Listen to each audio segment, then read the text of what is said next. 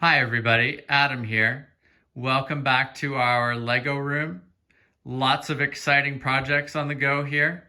Since our last update, you'll notice that we have changed the track running around the perimeter of the main table level to go the full extent of the tables rather than having one of them cut down the middle.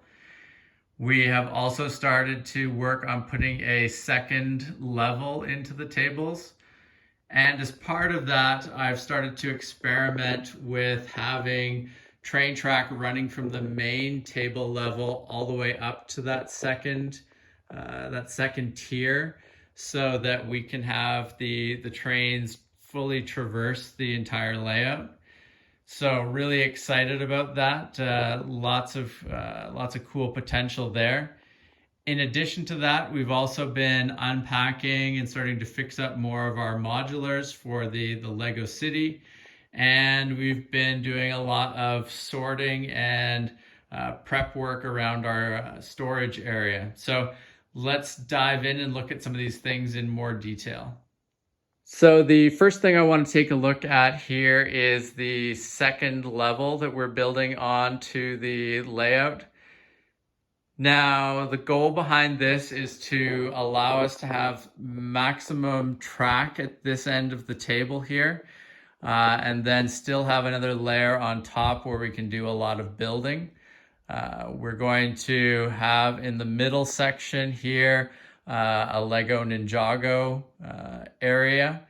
We're going to have a big amusement park over on this side. And then over here in this corner, we're going to have a number of Lego castle builds. And then running underneath will be the trains. We're going to have a number of additional sort of staging tracks set up around underneath the tables here, so that we can have various trains queued up and able to come onto the layout at any point in time. And then we will use bricks to build up mountainside around these tables. The trains will be going in and out of tunnels, which I think will be pretty cool. Now, height-wise, the second tier is 9 inches. There's 9 inches of clearance here between the tabletop, the bottom tabletop, and the top tabletop. So that's a little higher than we probably need for any of the trains that we're going to be running around here.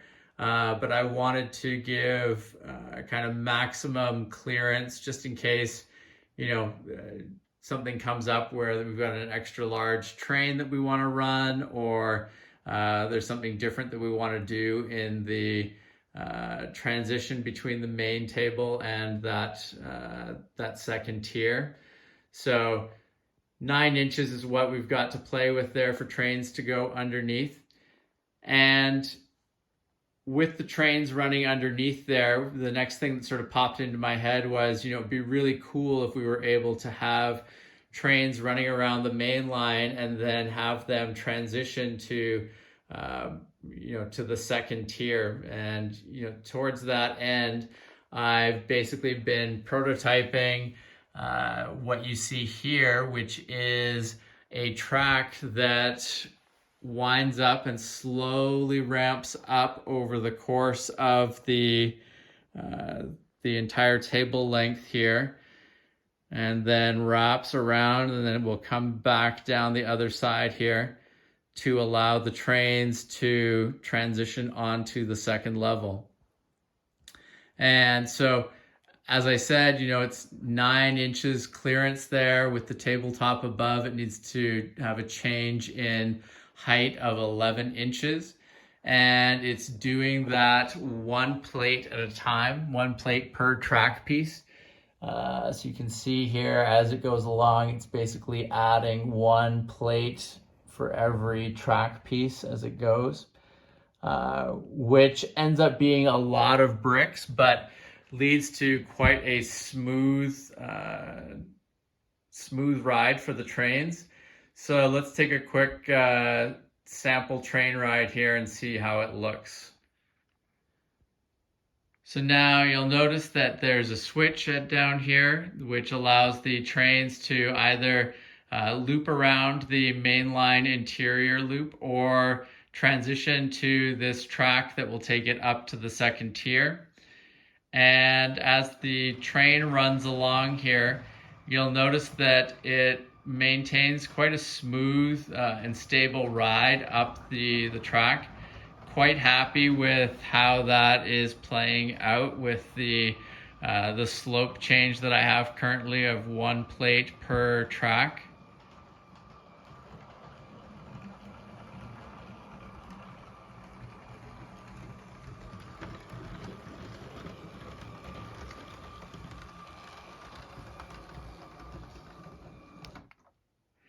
And you'll notice that when it's stopped, it manages to hold onto the track quite well there. It doesn't slide back down. And then if I start backing the train up, it goes in quite a smooth and controlled fashion all the way back down the track. So quite happy with how that is working in general.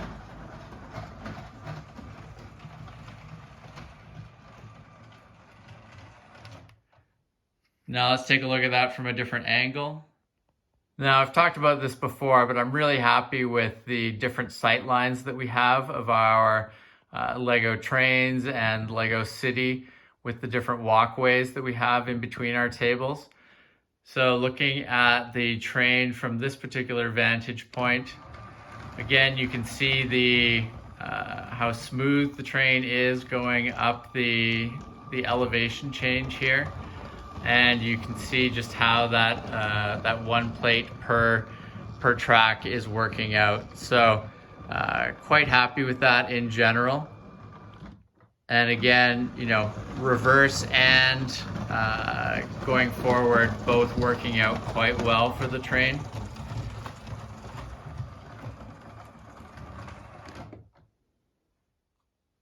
Now, obviously, to pull this off is currently using a lot of Lego.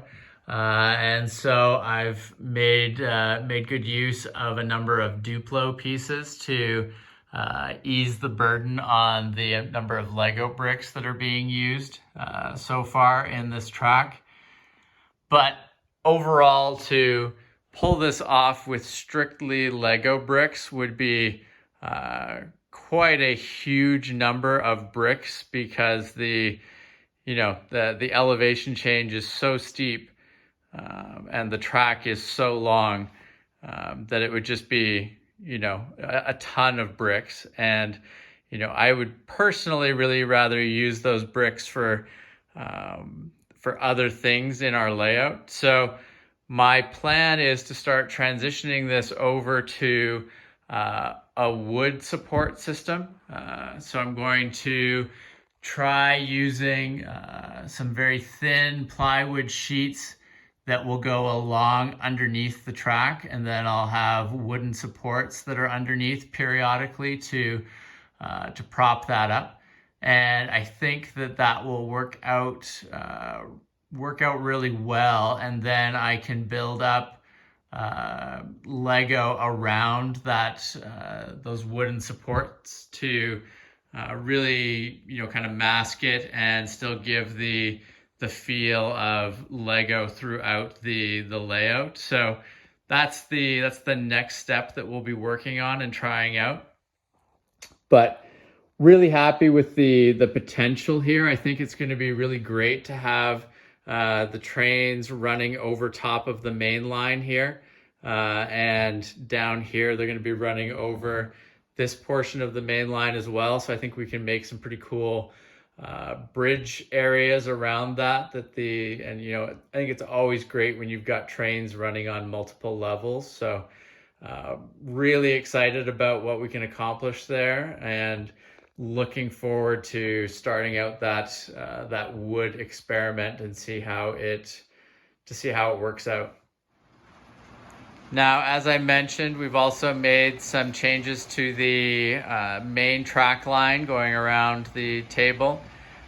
Previously, we had the inner loop of track cutting up the middle table rather than doing the full perimeter of the tables.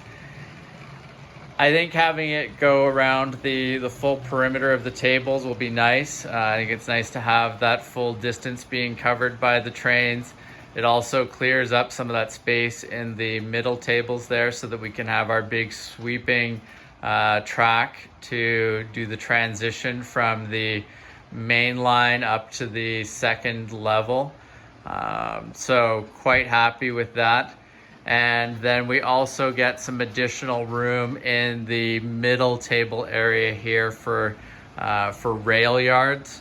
So I would definitely like to be building out some rail yards, some industry areas, and some staging track here for different trains. So lots more work to come on this particular set of tables, but quite happy with the change to that inner mainline track loop there to cover the full distance.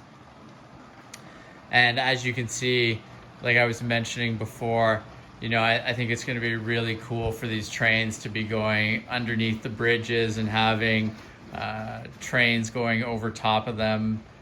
Should lead to some really cool scenes, and I think it'll be nice to have that multi-layer element to the layout.